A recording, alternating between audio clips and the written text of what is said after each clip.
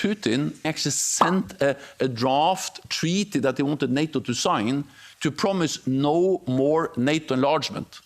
That was what he sent us.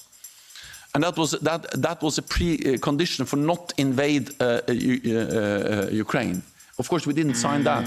So he went to war to prevent NATO, more NATO close to his borders. Flashback. This is fundamentally not about NATO expansion. It was never about NATO enlargement. It's not about NATO. It's not about NATO expanding toward Russia. This was never about NATO. It's absolutely nothing to do with NATO expansionism. And it has nothing to do with NATO. This is not about NATO. It's not about NATO. It's not really about NATO. This is not about NATO. Seriously, it's not about NATO. This was never about NATO. It was never about NATO.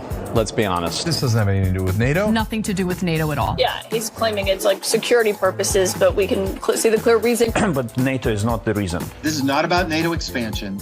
This is about the democratic expansion. They were pretty accurate. I don't see any way that a country in Russia's position could allow them, just in their position, could allow them to join NATO. I don't see that happening. And long before President Putin, Russia was very strong on the fact that I believe that's the reason the war started, because Biden went out and said that they could join NATO, and he shouldn't have said that. As soon as he said that, I said, you know what? You're going to have a war now, and I was right about that.